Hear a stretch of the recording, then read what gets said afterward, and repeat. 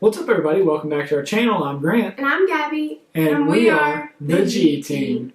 This week we're doing our study on John chapter 11 verses 1 through 4 about when Lazarus becomes sick.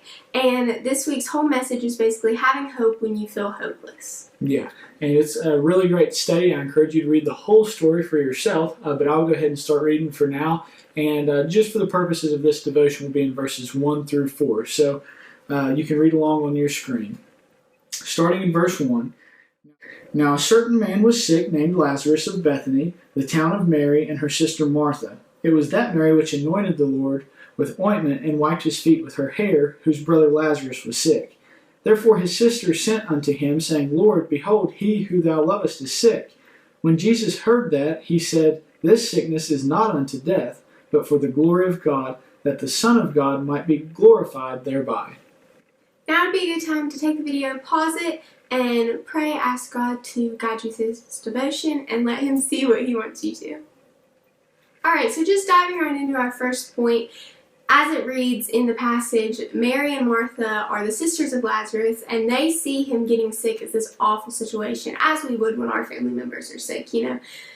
As today, if one of our family members were to get COVID and end up in the hospital, how bad of a situation would we see that? But instead of, crying and saying, oh no, what, we can't do anything about it, they run to Jesus.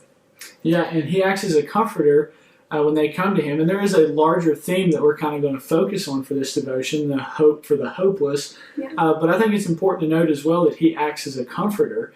And that's just another one of the great traits of Jesus, showing that obviously this whole situation, and we'll get to that here in a bit, how it was meant for the good, but it was bad at the time. But even though he knew it was going to turn out good, he still acted as a comforter in that time when they really just needed him. And he does that to us today still.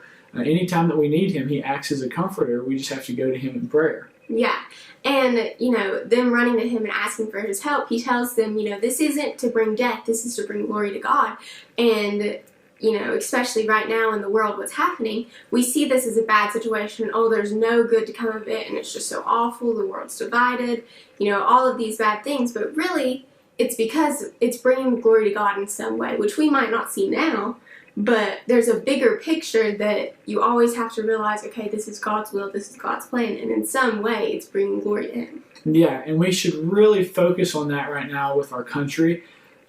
As we know, there's been a lot going on within the last week or so, and there might be mixed feelings, mixed emotions that everyone has about it, but it doesn't matter what side you think you might be on, where you might be on the political spectrum. None of that matters other than the fact that what's going on in our country might seem bad to us right now, but God intends to use it for good, and we just have to trust Him in that. And I love the analogy that we might be on the playing field, but He's in the blimp. He can see everything going on.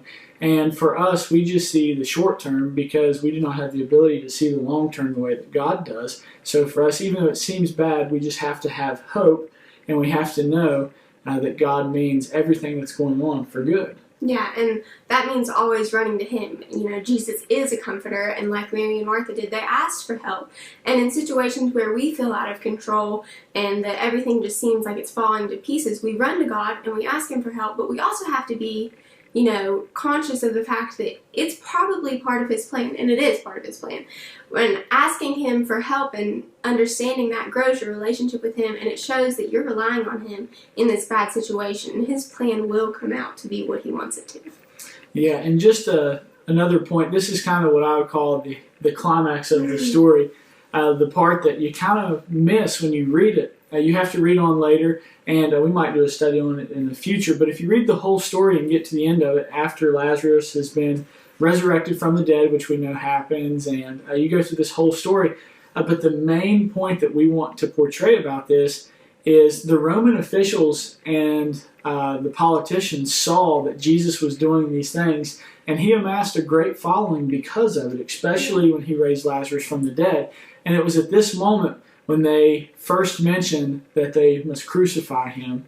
And so for us, we see at the beginning of the story, it's a hopeless situation. Lazarus is sick, he's probably going to die.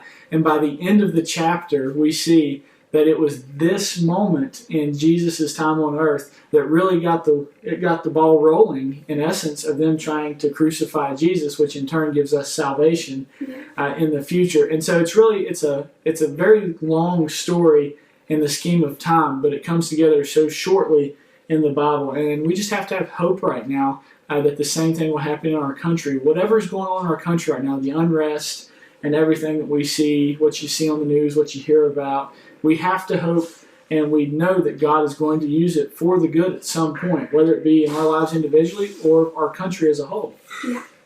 All right, guys, so that's all we have for this week. Make sure that if you have some spare time to go and read the full story so you get a good context of what we were talking about today, and maybe it'll give you some hope for what's going on right now. But that's all we have this week. I'm Grant. And I'm Gabby. And we are the G Team. And don't forget, do your best and let God do the rest.